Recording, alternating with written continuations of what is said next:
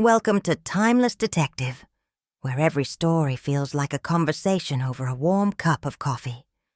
Today I bring you a delightful new mystery, featuring the ever-observant and wonderfully sharp Miss Marple, the beloved amateur sleuth, created by Agatha Christie. Make yourself comfortable, and let's unravel this charming puzzle together. And if you'd like, leave a quick comment and tell me where you're joining from. It's always a pleasure to know where our little detective community is tuning in from. Let's get started. Miss Marple and the widow who buried 3 husbands. The bells rang out across the village, their mournful chime floating over rooftops and down narrow lanes where curtains twitched at every window. Miss Marple, dressed in her most respectable black coat, made her way up the gravel path to St. Mary's Church, pausing briefly to straighten her gloves. It was, by all accounts, a funeral the entire village had expected, though not without a certain uneasy fascination. For this was not just any funeral. This was the 3rd time Widow Trevelyan had stood in solemn silence at the edge of an open grave, bidding farewell to yet another husband. The small crowd gathered outside the church seemed split between solemnity and barely concealed curiosity. Miss Marple, ever the quiet observer, noted the huddled clusters of whispering villagers, some murmuring prayers, others exchanging speculative glances. There was something about village funerals, Miss Marple always thought. Grief in such places was never private. It was a communal affair, draped in condolences and curiosity alike. As she took her place inside the cool stone nave, she wondered, as only Miss Marple could, whether the whispers held more truth than the eulogy ever would. When Widow Trevelyan appeared, all eyes shifted. Dressed in black from hat to heel, she moved with a composed grace, neither dramatically grieving nor unnervingly cheerful. Her veil was drawn just low enough to shield her eyes, though Miss Marple, with her keen sense for human nature, knew how much could be read in the tilt of a chin or the faintest tremor of a gloved hand. Some offered quiet words of sympathy, their tones sincere enough, but others, the ones who spoke with their eyes rather than their lips, conveyed something far less charitable. There was pity, certainly, but beneath it lay suspicion, a murmur beneath the surface, asking silently how 3 husbands could meet such unfortunate ends.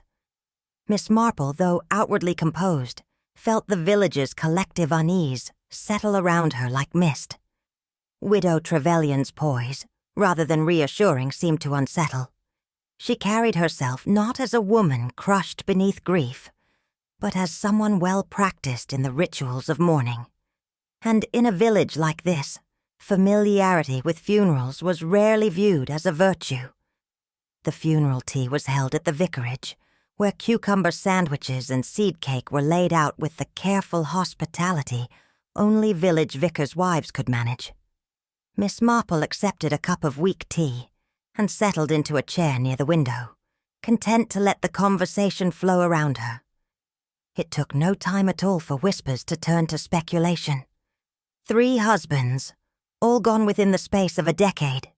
One taken by a tragic riding accident, another by a sudden illness, and the 3rd by a fall down the stairs. Natural causes, all declared officially. Yet here, amongst the cake crumbs and clinking china, natural causes seemed the most unnatural explanation of all. "She's cursed, they say," whispered Mrs. Featherstone, leaning closer to Mrs. Hartnell, eyes wide with grim delight. "Or perhaps she's something far worse." "Black Widow," Mrs. Hartnell breathed, though she quickly glanced toward the widow herself, as if the very words might conjure ill fortune. Miss Marple stirred her tea slowly, her expression unreadable. Gossip, she knew, was rarely reliable, but often useful. hidden amongst exaggerations and idle speculation, lay tiny grains of truth. And truth, Miss Marple knew from long experience, had a way of surfacing in the most innocuous conversations. It was near the end of the gathering, as guests gathered coats and said their farewells, that Miss Marple caught the slip. An old friend, Reverend Finch, paused beside her chair, exchanging pleasantries as one does at such occasions. His voice was warm, but as he spoke, a curious phrase escaped his lips. "Terrible shame, that first accident. Such a fine horseman, you know. Never took a bad fall in his life. Until that day, of course." Miss Marple, whose mind gathered small details like a magpie collects silver, gave a polite smile. But her thoughts turned inward, sifting through the brief remark like a detective turning over a clue. It wasn't just the accident itself. It was the certainty in Reverend Finch's voice. Never took a bad fall in his life. There was something about that certainty, the way it jarred against the official account, that made Miss Marple's fingers tighten ever so slightly around the handle of her cup. The widows' husbands were all gone, that much was true. But the stories wrapped around their deaths were far from tidy. And as Miss Marple rose to leave, she knew this funeral was not the end of the story. In fact, it was likely just the beginning. Graveyards, Miss Marple always thought, told stories as well as any novel. And in the quiet corner of St. Mary's churchyard, 3 such stories stood side by side, each marked by a headstone bearing the name Trevelyan. It was the neatness of it that gave Miss Marple pause. Each stone evenly spaced, each inscription carved by the same hand, as though the graves themselves had been arranged with deliberate care. It was not the natural scatter of village burials, where lives end at uneven intervals. This was a pattern, one husband after another, each marriage concluding precisely where the last had ended. Miss Marple stood a moment longer than strictly necessary, hands folded before her. The morning air was crisp, carrying the scent of damp grass and aging flowers left by dutiful mourners. No one else was near enough to notice the slight narrowing of her eyes, the kind of subtle shift that marked the moment her mind began working in earnest. 3 husbands, 3 tragedies, and 1 widow who stood above them all, dressed in black and casting a longer shadow than the headstones themselves. It was old Mr. Calthorpe who broke Miss Marple's silence, leaning heavily on his cane as he shuffled to her side. He had lived in the village long enough to bury 2 wives and most of his teeth, and was only too happy to recount the official versions of the Trevelyan husbands' fates.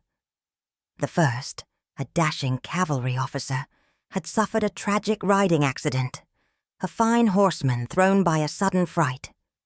The second, a prosperous businessman, had succumbed to severe food poisoning, his life ending after a dinner of questionable seafood. The third, a retired doctor, had lost his footing during a storm and tumbled down the grand staircase of Trevelyan House.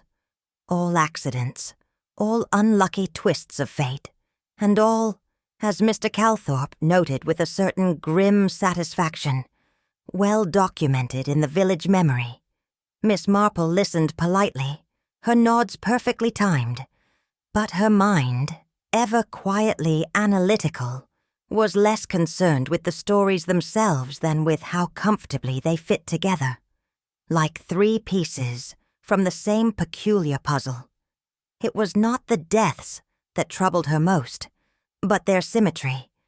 Grief, in Miss Marple's experience, was rarely so tidy. It was the vicar, Reverend Finch, who added the final detail. A future engagement, whispered with the sort of hushed relish only found in English villages. "The widow," he said, his voice pitched low but no less conspiratorial, "has a suitor once again. Rather younger this time, I gather. Rather eager." Miss Marple's teacup paused midway to her lips. She made no outward sign of alarm, only a slight tilt of the head, as though the breeze had carried some distant sound worth noting. 3 husbands in the ground, and already a 4th being gently reeled in. "She's had her share of tragedy," the vicar continued. "But some women, well, they seem to attract attention, shall we say." It was a careful phrase, as suited a clergyman, but Miss Marple knew precisely what lay beneath it. There were women who drew sympathy, and women who drew scandal, and Widow Trevelyan was, by village reckoning, very much the latter. Miss Marple smiled her pleasant smile, offered some benign observation about the unpredictability of life, and refilled her tea. But beneath her calm exterior the idea of a 4th husband hovered, unsettling and unfinished, like a half-written sentence awaiting its final punctuation. As Miss Marple walked back through the churchyard, her eyes drifted again toward the row of graves, her mind tracing the pattern they formed. 3 husbands, 3 funerals, and now a suitor waiting in the wings, blissfully unaware of the history into which he was about to step. There was a certain fatalism in the village air, as though some quiet force had already written the widow's next chapter and was merely waiting for the ink to dry. Miss Marple, however, was not one to believe in fate without evidence. The quiet click of the churchyard gate behind her felt uncomfortably final, like the sound of a book closing before the story had finished. There was something too neat about it all, too ready to repeat itself. Either the widow was the unluckiest woman in England, or the most carefully prepared. As the last autumn leaves crackled beneath her shoes, Miss Marple glanced back once more at the 3 headstones, standing so perfectly aligned. If a 4th were to join them, Miss Marple thought, it would be no accident at all. And that, perhaps, was the most troubling thought of all.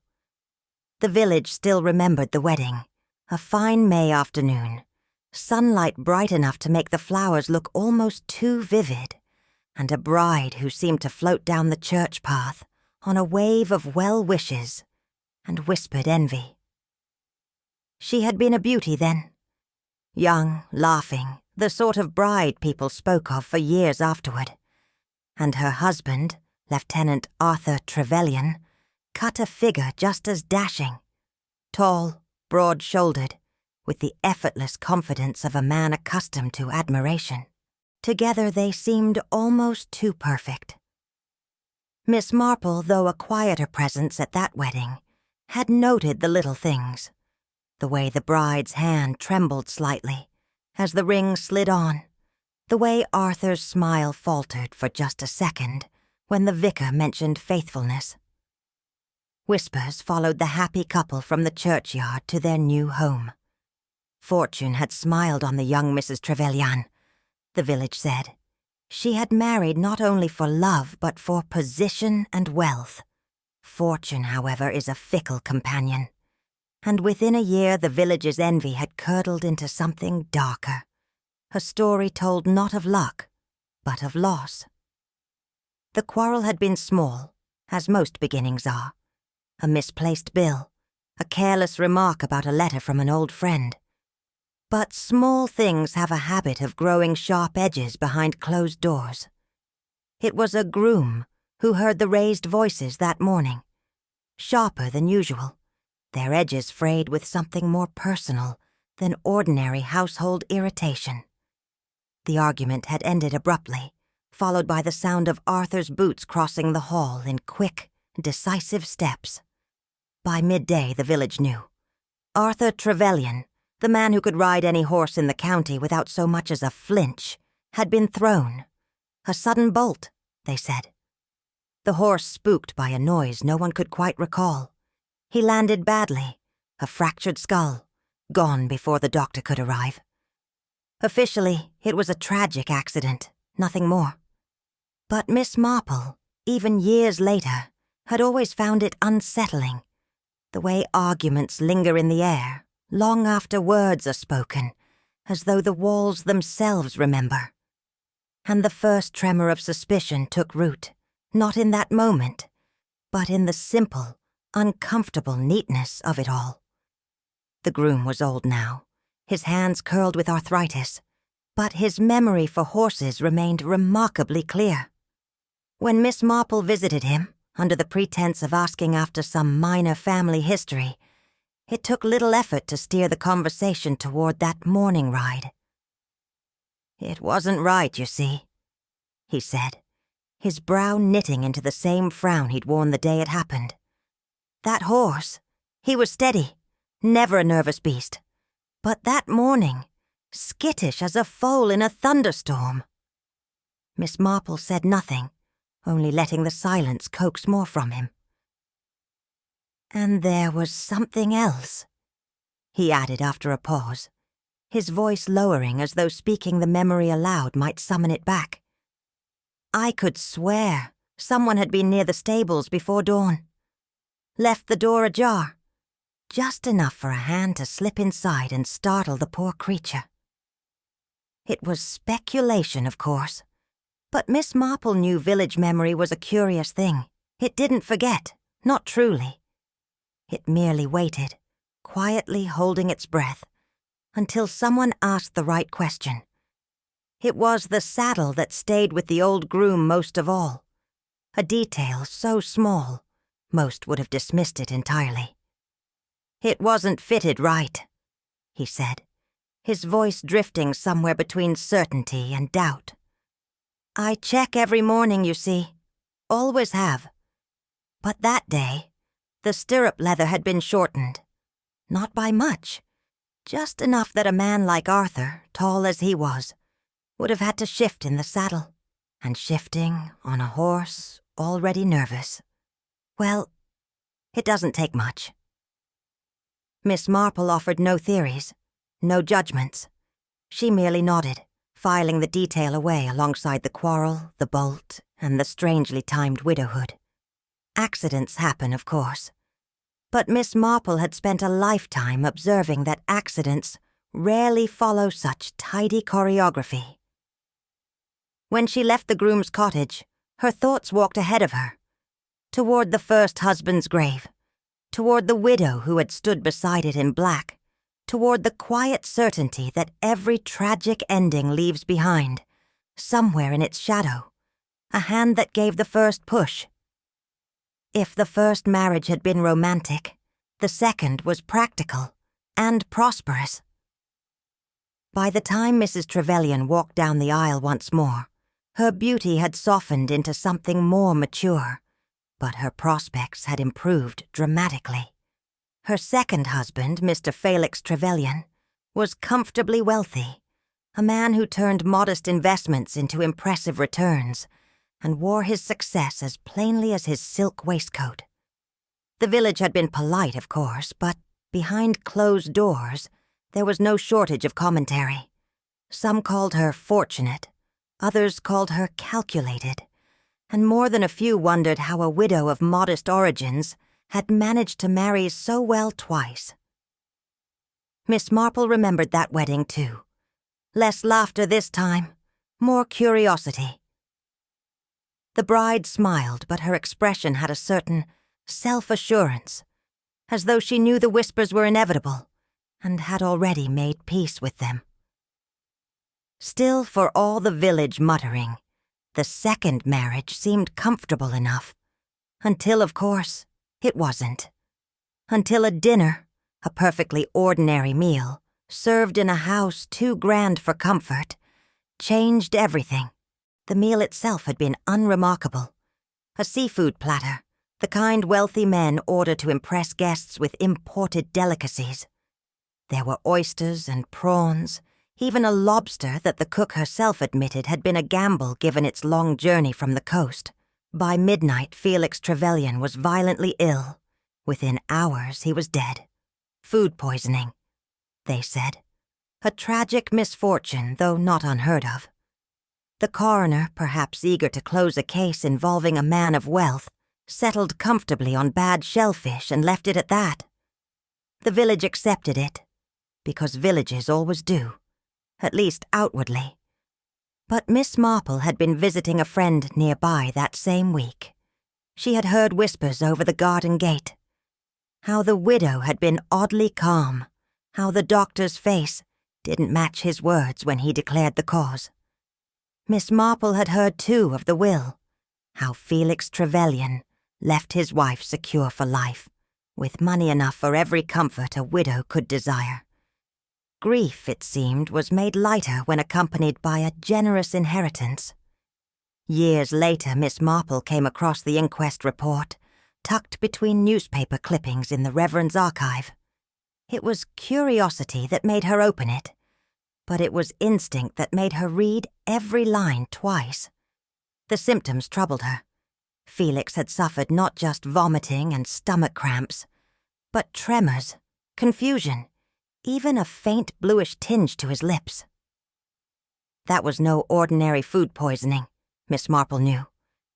That was something far more deliberate, a poison chosen not for speed, but for plausibility. There were small details, too, ones the village doctor might have missed or chosen to overlook. The tea service cleared shortly before dinner, the widow's own complaint of a headache that had kept her upstairs, away from the meal, all harmless in isolation. But together, they formed a pattern, the kind of pattern Miss Marple had learned to recognize long ago. The file closed with no suspicion of foul play, but Miss Marple knew better. Official records only told part of the story. The rest could be found in human nature, in whispered gossip, and in the spaces between facts where truth quietly hides. It was the timeline that finally unsettled Miss Marple. The way the widow's day had been so neatly accounted for. Every hour explained, except one. Between the afternoon tea and the arrival of dinner guests, there was a curious gap, a missing half hour that no one had thought to question. The widow had retired to freshen up, her maid recalled, though the bell had not been rung and her door, unusually, had remained bolted. Miss Marple, who understood how secrets prefer quiet moments, saw something the inquest had missed. It was in those 30 quiet minutes, unseen, unaccounted for, that someone could have replaced a bottle, dosed a sauce, or prepared a diversion. 30 minutes in which a widow might have ensured her future, with no one the wiser. And yet, as Miss Marple set down the file, her instincts tugged in another direction.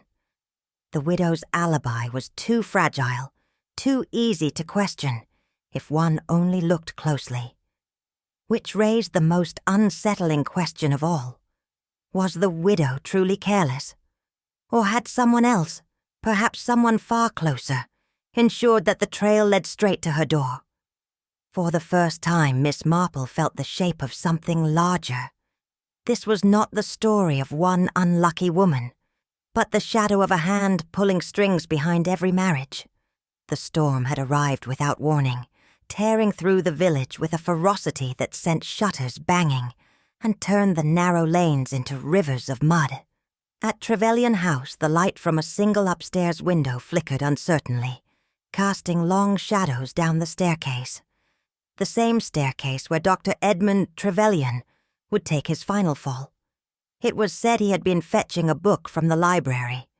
A harmless enough errand, though one rarely undertaken during a gale with the house creaking under every gust. The widow, already retired for the night, had claimed she heard nothing until the terrible thud that brought the household running.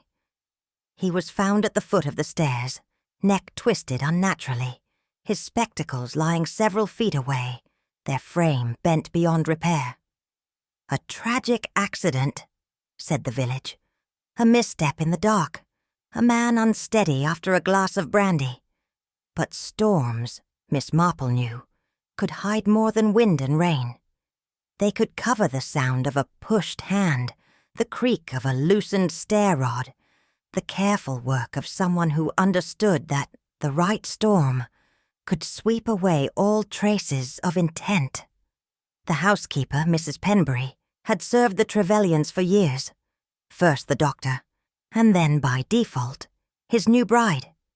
She was the sort of woman who noticed everything but spoke little, unless prompted by someone with Miss Marple's particular charm for innocent conversation. "They argued?" Mrs. Penbury said, her hands busy with invisible tasks as she spoke. Often, never shouting, mind you. It was the quiet kind of quarreling, where the words are polite but the meaning isn't. And always, according to Mrs. Penbury, the quarrel circled back to money. The doctor careful and conservative with his accounts. The widow accustomed to a more generous hand, especially where gowns, trips, and small luxuries were concerned. "He'd leave bills in the open," Mrs. Penbury added, as if hoping she'd see them and think twice. But she never did, or if she did, it only made her angrier. Miss Marple thanked the housekeeper with her usual gentle smile, but as she walked away, her mind was already working. Arguments about money, followed by an accidental death.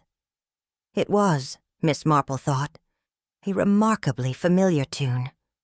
Miss Marple had always believed that accidents were rarely as convenient as they appeared. A man dies, and his widow inherits. That in itself was unremarkable. But when the inheritance solved a very particular problem, the convenience became a shade too neat. Dr. Trevelyan's life insurance, as it turned out, was generous enough to clear all the outstanding debts that had caused such marital tension. And then some. The widow, left to mourn with a considerably improved financial position, had within weeks settled accounts, purchased a new wardrobe, and spoken, just once, of returning to the Riviera, a place her late husband had considered an outrageous extravagance. It was the storm that provided the perfect cover. No need for subtle poisons or staged accidents in the dead of night. A single well-timed push, a loosened banister perhaps. What better way to mask intent beneath the randomness of weather and misstep? But what troubled Miss Marple most wasn't the method, but the repetition. This was the third husband, the third death, and the third instance where financial relief had followed a widow's grief. Patterns, Miss Marple knew, were rarely coincidence. They were usually design. As Miss Marple sat by her fireside that evening, knitting needles clicking steadily, the pattern laid itself out as clearly as the stitches beneath her fingers. First, a young officer, married for love, whose death brought freedom from scandal. Then a businessman, whose passing offered financial security. And now a doctor, whose unfortunate tumble resolved a host of uncomfortable bills. 3 marriages, 3 deaths, and at the center of each, the same woman. But there was something else, something that didn't quite fit. Miss Marple knew widows who married for money, and she knew women who married for love. But Widow Trevelyan's pattern didn't fully match either. It was too chaotic for calculation, too consistent for accident. There was a hand at work, Miss Marple was certain. But was it the widow's own? Or was she perhaps a pawn as much as a player? The question hovered unanswered, suspended between the click of the needles and the crackle of the fire. But patterns, once seen, could not be unseen. And Miss Marple knew, as surely as she knew how to turn a heel in wool, that before this pattern ended, there would be another husband, another grave, and another truth waiting to be uncovered. It began, as most village scandals do, with a stranger at the gate. He arrived mid-morning, young, handsome in a way that was just a touch too polished, and carrying a single bouquet of flowers that leaned more towards charm than condolence. Widow Trevelyan, ever gracious, greeted him with a smile that held the faintest flicker of surprise. The village, of course, noticed immediately. There was something unsettling about the contrast, her mourning black against his bright, eager grin, as though he had stepped into the story from the wrong page entirely. He stayed for tea, longer than any respectable caller might. And when he finally left, the way he lingered by the garden gate, hat in hand, gaze lingering just a moment too long on the house itself, was enough to start the whispers even before the front door fully closed. Miss Marple, who had been trimming her roses a few doors down, didn't so much see the encounter as absorb it, like ink into blotting paper. A younger man, unconnected to the village, appearing at the home of a thrice-widowed woman. It was, she thought, either romance or something far less sentimental. By the time the stranger had reached the end of the lane, the village was already in full voice.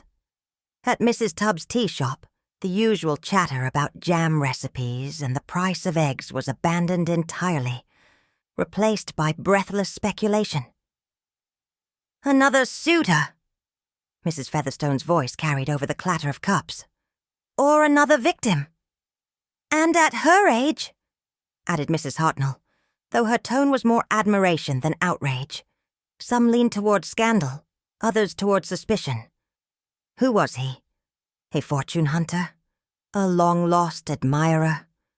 Or perhaps someone sent for a purpose, and not a romantic one? Miss Marple, who had taken her usual seat by the window, allowed the gossip to wash over her like the tide over a pebble. It was remarkable, she thought, how quickly a village could build a history for a man it hadn't yet named.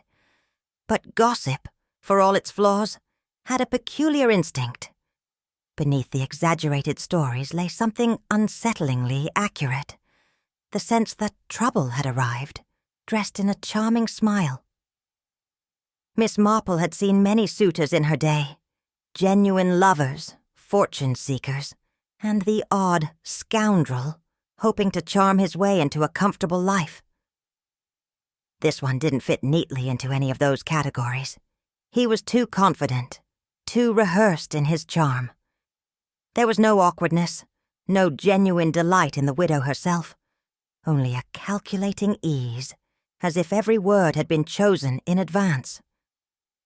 It was the house, though, that seemed to hold his attention most.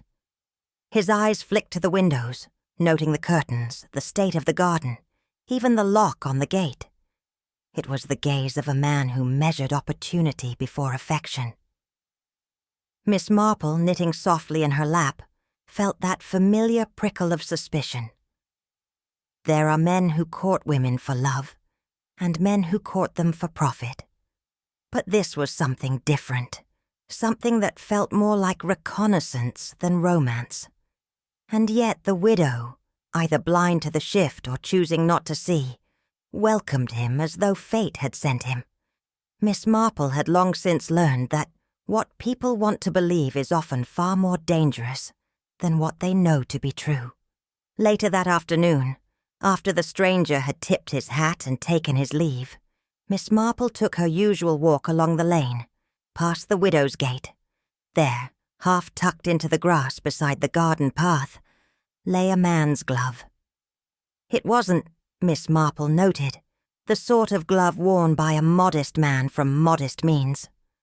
The leather was fine, the stitching too precise, and the lining bore the faint imprint of a bespoke tailor's mark, the kind that spoke of money old enough to know silence was worth paying for. She picked it up gently, turning it over in her hand. A curious clue, dropped like a breadcrumb, asking more questions than it answered. Was the suitor truly what he seemed? Or was he playing a role, one rehearsed for the widow's benefit? Miss Marple slid the glove into her handbag, her expression unreadable. In her experience, no man leaves behind something so expensive by accident. It was either a mistake or a message. Either way, the widow's future, like the widow's past, had just grown considerably more dangerous. Miss Marple had long understood the unspoken rituals of village life, particularly where widows were concerned. And so, her arrival at Trevelyan House, with a jar of homemade damson jam in hand, required no explanation. It was only natural, after all, for one unmarried lady of a certain age to offer comfort to another. The widow received her with gracious warmth, ushering Miss Marple into a parlor that spoke of better days gently slipping from view.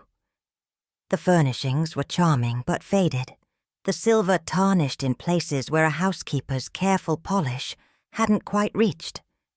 It was a house clinging to past prosperity, even as the edges frayed. Tea was served in delicate china, though the biscuits were shop-bought, a detail Miss Marple filed away without comment.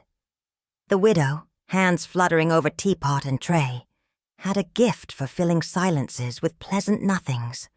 Weather, garden troubles, and a recipe for seed cake were all offered in rapid succession, as though conversation itself might ward off anything unpleasant. Miss Marple accepted her tea with a smile both gentle and deliberate. Beneath the widow's polished manners there was a nervous energy, like a dancer who knows the music is about to change, and wonders if she'll remember the next step. The widow's conversation was a thing of remarkable agility, leaping from subject to subject with bright-eyed charm, never quite settling long enough to be pinned down. Whenever Miss Marple gently turned the topic toward her late husbands, the widow's fingers would twitch ever so slightly against her cup, and her gaze would drift toward the window, as though the answers might be found somewhere beyond the garden gate. "Oh, my dear Arthur," she sighed, "such a dreadful accident with that horse, though I warned him about that wretched saddle. And Felix. Seafood never agreed with him, you know. But men will have their little indulgences. And poor Edmund," she continued with the air of someone leafing through an album of regrettable photographs. "I told him not to go down those stairs in the dark. Men can be so terribly stubborn." It was a performance of sorts, Miss Marple thought. A deliberate scatterbrained charm, all designed to present herself as foolish, fragile, and wholly incapable of plotting anything more sinister than a misplaced shopping list. Yet Miss Marple, who had known genuine scatterbrains in her time, recognized the difference between carelessness and calculated deflection. And Widow Trevelyan, for all her fluttering charm, was a woman who never quite answered the question asked. It was near the end of their tea, with the conversation safely tethered to rhubarb chutney, that the widow said it, so casually, Miss Marple almost missed the significance. "Oh, and of course, I suppose we'll have to move the wedding up a bit," she said, brushing a crumb from her sleeve. "The vicar's diary fills so quickly these days." There was no announcement, no gleeful confession of a new engagement, just a calm acceptance, as if a fourth husband was merely the next inevitable step. Miss Marple, who knew far more about human nature than human romance, felt that flicker of unease sharpen into something closer to certainty.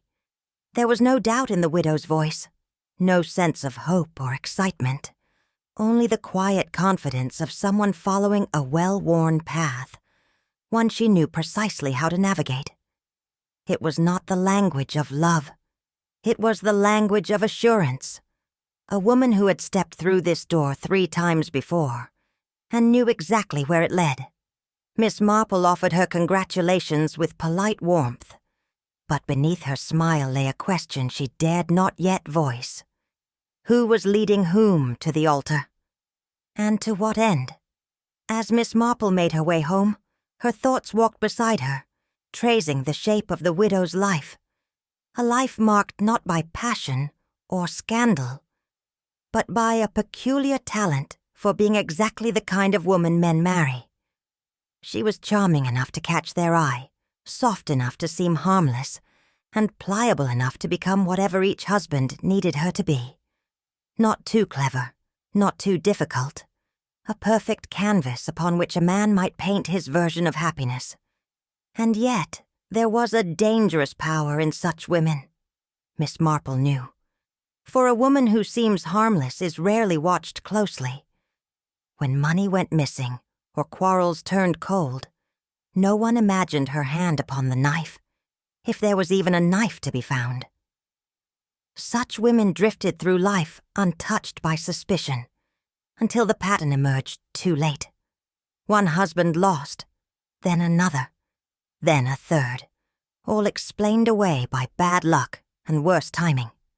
Miss Marple paused at her garden gate, her fingers resting lightly on the latch.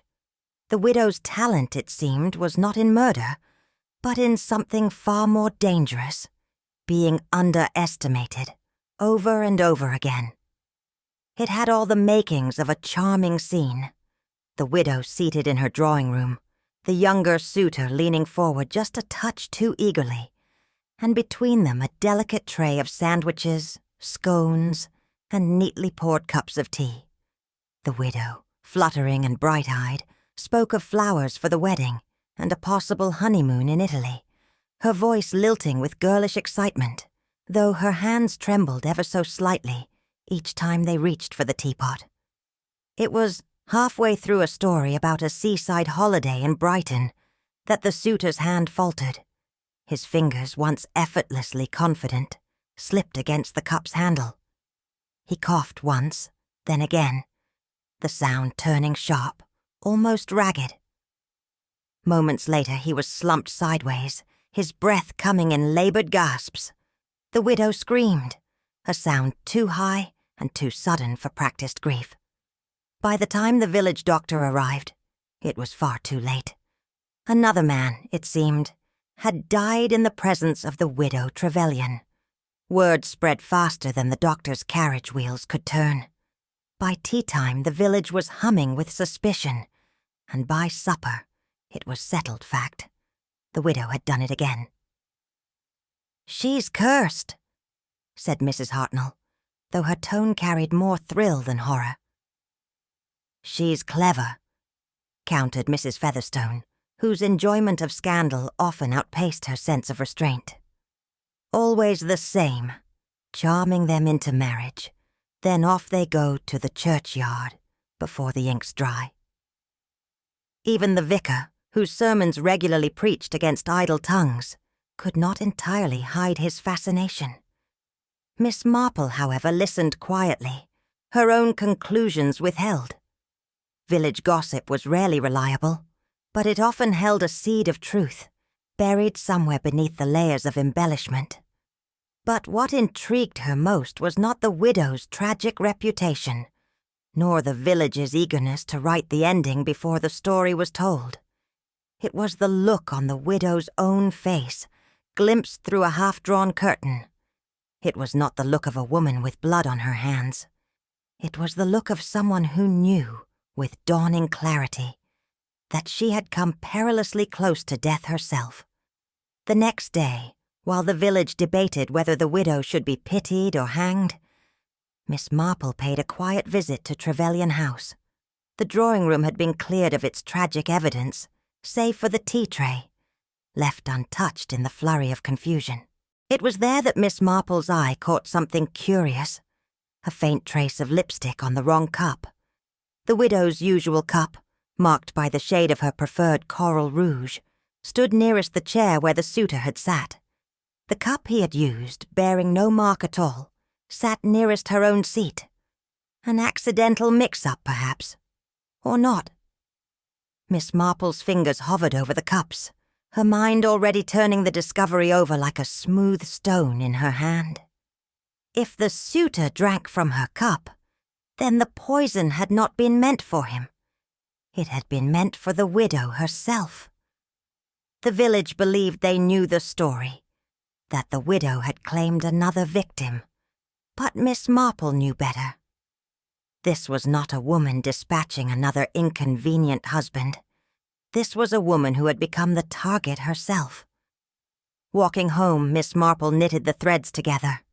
Someone wanted the widow dead, not for love, nor for money, but for secrets buried deeper than any of the widow's 3 husbands. This changed everything. Until now, the widow had seemed like a woman who courted misfortune, or perhaps even invited it. But if the poison had been intended for her, it meant the true danger lay not in her past husbands, but in someone who knew far too much about them. Was it the suitor himself? An opportunist with his own designs? Or someone who had quietly lurked on the edges of each marriage, watching, waiting, until silence became a greater threat than scandal? Miss Marple paused at the churchyard gate, eyes drifting toward the row of graves. 3 husbands, and now, almost, a widow to join them. But for all the village's eager talk of a black widow, Miss Marple saw something far more dangerous. A woman caught at the center of someone else's design, a pawn in a game that had begun long before the first proposal, and might only end when the last secret lay exposed. And somewhere, behind lace curtains and respectable smiles, the hand that poured the poison was already reaching for another cup. It was at the greengrocer's of all places that Miss Marple first heard the name, Charlotte Trevelyan. "Back, is she?" said Mrs. Tubb, with a sideways glance toward the window, as if the name itself might come striding past at any moment. "Can't think why. Never got on with her stepmother, not after the will came out." Miss Marple gave her mildest smile, but inside the name tugged at a thread. Charlotte, the doctor's daughter. The girl who had left the village in silence after her father's funeral, her face set like stone at the graveside, her eyes never once meeting her stepmother's. Now she had returned, quietly and without fanfare, taking a room above the post office, as if her presence might pass unnoticed. But villages remember and villages notice, especially when an estranged daughter arrives just after her stepmother's latest suitor collapses over tea. It was, Miss Marple thought, rather too neat to be chance. She paid for her apples and walked home slowly, the pieces beginning to align themselves, not in tidy rows but in a web, where old wounds and new motives tangled together, binding past grief to present danger. With quiet persistence, Miss Marple made her inquiries, never too direct, never too obvious. The vicar's wife, the butcher's assistant, even Mrs. Penbury, the old housekeeper, all had fragments to offer, memories worn smooth by years of repetition. Charlotte had never forgiven the widow, that much was clear. In her eyes, Mrs. Trevelyan had not only stolen her father, his affections, his attention, but also his fortune, leaving Charlotte to nurse her resentment like a wound that refused to heal.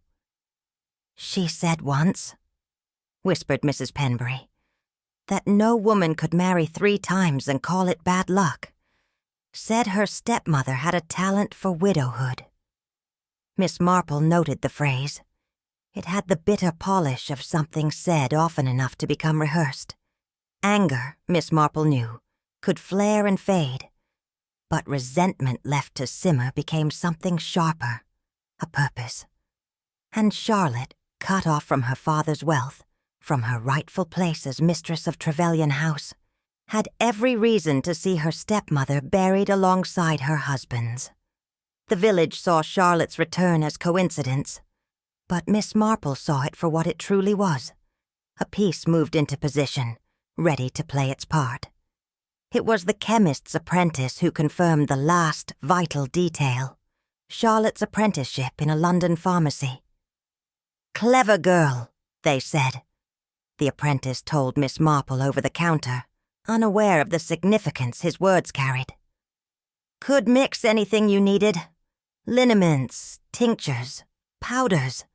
Knew her poisons, too, not just the cures." Miss Marple offered a polite smile, but inwardly, her mind sharpened like a blade on a whetstone. Knowledge of poisons, and access to them. Charlotte had spent years surrounded by remedies, learning not only how to heal, but how to harm without suspicion. That, Miss Marple knew, was no minor detail. It was the missing piece, the reason the tea had been poisoned, the reason the village's familiar pattern had suddenly shifted focus, from husband to widow herself. Charlotte hadn't returned to bury her stepmother under scandal or gossip. She had come to do it herself, with a pharmacist's precision and a daughter's long-simmering grievance. Revenge, Miss Marple thought, was a dish best served with tea and a touch of bitter almond. That evening by her fireside, Miss Marple laid her knitting aside, the pattern forgotten, as her mind followed the thread to its inevitable end. Charlotte had been the shadow behind every whisper and tragedy, the quiet hand ensuring her stepmother's reputation darkened with each death, until the widow herself became the village curse. But Charlotte's patience had limits. Perhaps the widow's fourth suitor was one husband too many. Or perhaps Charlotte, having returned to the village, found the house that should have been hers now, too comfortably occupied by the woman she had always despised. The poisoning, Miss Marple realized, was not an accident of opportunity. It was a plan completed, a final act in a play written long ago, when Charlotte first watched her father remarry. And yet, Miss Marple knew something else. Bitterness clouds judgment. Charlotte had been careful, but not careful enough, in trying to frame her stepmother as a black widow. She had forgotten one essential truth. In a village like this, nothing stays secret for long. And now that Miss Marple could see the shape of the truth, it would not be long before the rest of the village saw it too. Charlotte had planned for revenge. She had not planned for Miss Marple. There are few things more revealing, Miss Marple often thought, than a will. It is, after all, a document written not for sentiment, but for truth, the final undeniable evidence of where a man's true affections, fears, and obligations lie. So it was with her usual quiet diligence that Miss Marple acquired copies of all three wills, the first husband, the second, and the third. Each, naturally, had left the bulk of their estate to their surviving wife. That was expected. But tucked into each document was a curious consistency, a secondary bequest, smaller but carefully worded, to a private trust. The name of the trust meant nothing to the casual eye, a bland legal title designed to attract no attention at all. But to Miss Marple, the very repetition was what stood out. Husbands from different backgrounds, different fortunes, different solicitors, and yet each had been advised in some quiet way to leave something aside for this mysterious account. It was not proof, not yet. But it was a trail, one that had clearly been laid long before any of the husbands met their unfortunate ends. Miss Marple had lived long enough to know that money rarely flows without purpose. Through a few discreet inquiries, carefully worded letters, and a well-timed visit to an old acquaintance at the bank, she uncovered the truth behind the trust.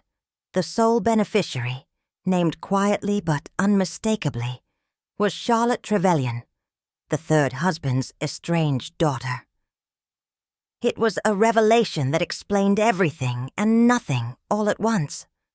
Why, Miss Marple wondered, would Charlotte have been written into the wills of men she had no connection to, men who had entered her stepmother's life long after her own father was buried? And why had no one questioned the repeated generosity? Unless, of course, Charlotte had ensured her name appeared.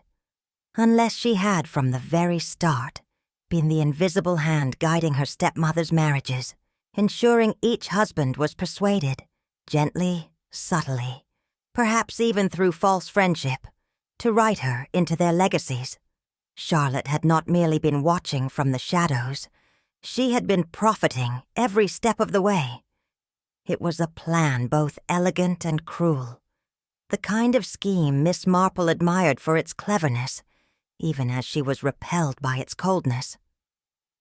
Charlotte had known her stepmother was a woman who attracted suitors, whether through charm, beauty, or simple village intrigue. And so, rather than oppose the marriages, she had quietly encouraged them. Each new husband, a fresh opportunity to weave herself deeper into the widow's financial future. By ensuring each man made provision for her, Charlotte had found a way to profit no matter how the marriages ended. And should tragedy strike, as it always seemed to, the widow would stand at the center of suspicion, while Charlotte's own involvement remained comfortably out of sight. It was motive hidden in plain sight, a crime not born of greed alone, but of resentment carefully nurtured over years. Charlotte had not just wanted money. She had wanted her stepmother to live under the weight of gossip, suspicion, and fear, to see her every glance shadowed by scandal, her every new love tinged with the expectation of death. In the end, Charlotte hadn't just wanted to inherit, she had wanted to ruin. As Miss Marple sat quietly by her window that evening, the picture came into terrible focus. This had never been the story of a black widow seducing and discarding husbands for gain. It had been a story of manipulation, where the widow herself was the easiest pawn to move. Charlotte had set every piece in place, ensuring the widow remarried quickly after each death, whispering encouragement through intermediaries, possibly even ensuring each suitor had some gentle push toward the altar. And with every new husband, Charlotte secured another inheritance, all while the widow's reputation darkened like a stain that could not be washed away. The brilliance lay in its simplicity. Charlotte never needed to commit the murders herself. Misfortune, gossip, and village curiosity did the work for her. All she needed was to ensure each will bore her name, and that the widow lived under a shadow so dark no one would think to look elsewhere. It was a crime too clever for cruelty alone. It had the calculated patience of someone who had learned, very young, that revenge is best taken slowly, and served not with fury, but with a polite cup of tea. Miss Marple set down her knitting. There were still a few loose ends to tie, but the pattern was clear. The widow was not the predator. She was the bait, and Charlotte had been holding the line all along. Miss Marple arrived at Trevelyan House not with her usual air of gentle curiosity, but with something altogether firmer. The time for polite observations had passed. The widow answered the door herself, her eyes shaded with exhaustion that powder and pearls could not quite conceal. There was no preamble, no talk of the weather or roses. Miss Marple simply stepped inside, gliding past the widow with the quiet certainty of a woman who knew her visit would not be refused. They sat across from one another, the distance between them filled with unspoken truths. "You've always been kind, Miss Marple," the widow began, her smile brittle.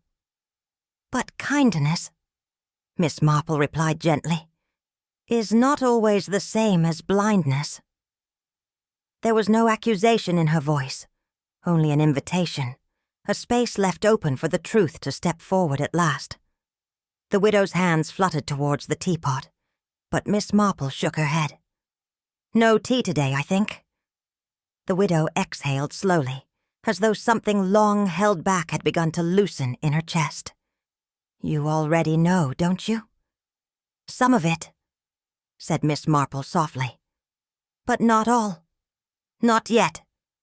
The widow's voice, when she began, was quieter than Miss Marple expected, as if she were confessing not to her guest, but to herself. "I married for love," she said. "Every time. That's the truth of it. I loved them all, in different ways. Her first husband, the dashing officer, had swept her off her feet. Her second, the prosperous businessman, had offered security and laughter in equal measure. The doctor, serious and gentle, had given her comfort in her later years. "But each time," the widow said, "Charlotte was there. Not openly. She was too clever for that. Just a word in the right ear, a letter sent anonymously, a subtle question that made my husbands doubt me." Miss Marple listened in silence, It was not the tale the village had written of a heartless black widow, but something far sadder. A woman in love, slowly entangled by someone else's quiet vengeance. "She made them fear me," the widow said softly. "Made them think I was after their money. I never was. I only wanted to be happy. But once suspicion takes root." She trailed off, the rest unnecessary. Miss Marple understood well enough. In Charlotte's hands, marriage itself had become a weapon. It was not until the tea had grown stone cold that the widow spoke again. Her voice dipped into something more fragile than before. "You see," she said, "it all began with a lie. Not mine. His, the first husband, the handsome officer, had been charming to a fault. But charm, Miss Marple knew, could be a mask as much as a gift. He had an affair," the widow admitted, "long before the accident, and not just with anyone." Her fingers twisted in her lap. "With Charlotte's mother." It was a truth that struck like a thunderclap, loud even in the hush of the sitting room. "Charlotte found out," the widow said. "She blamed me, not her mother. Said I had ruined her family, stolen her father, driven her mother to despair. She was just a girl, but she never forgot." The widow's voice trembled slightly. "She made sure I paid for it. Not all at once, slowly, patiently, across a lifetime." Miss Marple said nothing, but the weight of the story settled heavy between them. The knowledge that Charlotte's revenge had begun not with inheritance, but with a child's grief twisted into hatred. The widow's hands resting on the table seemed suddenly older, the hands of a woman who had carried guilt like a second skin. "I knew," she said quietly. "Not at first, but after the second husband died, I began to see the pattern. The little accidents that weren't, the suspicion that always started just before the end." Miss Marple's knitting lay untouched in her lap. "I could have stopped it," the widow said. "I could have told someone, but I didn't." "Why?" asked Miss Marple, not accusing, just asking. "Because," the widow said, and her voice cracked, "I felt I deserved it. For the affair, for marrying her father, for—" She paused. "For being happy when her mother was not." She gave a brittle laugh. "And I suppose I was afraid of being alone, afraid no one would believe me, afraid of what would happen if I spoke her name aloud." Miss Marple's gaze was gentle but unyielding. "Silence is a heavy burden," she said softly. "It is," the widow agreed, "and after a while it felt easier to let her write the ending. I only ever wanted to be happy, but it seems I was never the author of my own story." Miss Marple stood to leave, her voice kind but firm. "It's time," she said, "for someone else to write the ending now." It was, to the casual eye, a perfectly ordinary gathering, the sort of village tea that had taken place 100 times before. The vicar's wife had produced her excellent seed cake, Mrs. Tubb contributed a rather dense sponge, and Mrs. Featherstone, with her usual flair for excess, arrived with a towering trifle that looked far grander than it tasted. The widow, pale but composed, sat quietly near the window, while Charlotte stood behind the teapot, her hands uncharacteristically still. Miss Marple, seated at the center of it all, stirred her tea with unhurried grace, her knitting resting in her lap like a silent witness. The room hummed with the usual chatter: weather, market prices, a minor scandal involving a misdelivered letter. But beneath it all, there was a tension no one wished to name. For Miss Marple had not called this gathering for cake and conversation alone. She had come to tell a story that had begun years ago, with a young bride and an officer's fall, and had wound its way through 3 graves, countless whispers, and a poisoned cup of tea. A story that would end, before the afternoon was done, with the truth laid bare at last. When Miss Marple set down her cup, the sound was soft, but it stilled the room. With her usual gentleness, she began, not with accusation, but with observation. "A village," she said, "remembers things in fragments. A remark here, a glance there. And over time, those fragments knit themselves into a story, whether or not the story is true." She spoke of the first husband's fall, of the rumors that followed the second husband's death, and the stormy night that claimed the third. She spoke of Charlotte's return, of wills quietly altered, of a pattern that only emerged when viewed from a distance. At no point did her voice rise. There was no dramatic flourish, no direct accusation, just the quiet weight of truth, laid piece by piece upon the table. "And so you see," Miss Marple concluded, "the widow was not the author of this tragedy. She was merely the instrument, a woman whose only real crime was wanting to be happy." She paused. But there was someone else, someone who held on to a grudge so tightly, it shaped her entire life. All eyes turned to Charlotte, and Charlotte's hands, so steady when pouring tea, now trembled as though the cup itself had grown too heavy to hold. For a long moment Charlotte said nothing. The room waited, breath held between curiosity and dread. Then softly at first, the tears began to fall. Not the tears of sudden guilt, but the deep, choking sobs of a grief carried too long. "You don't understand," Charlotte whispered. "She took everything.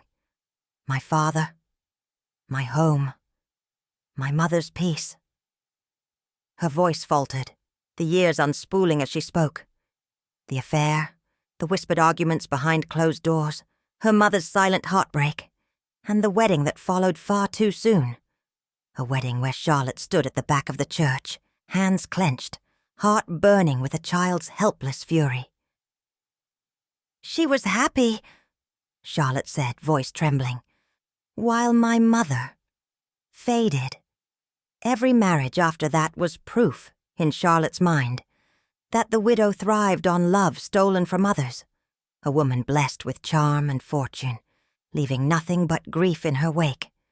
And so Charlotte had planned her revenge, not all at once, but patiently, with the slow, deliberate cruelty of a woman determined to rewrite her own story.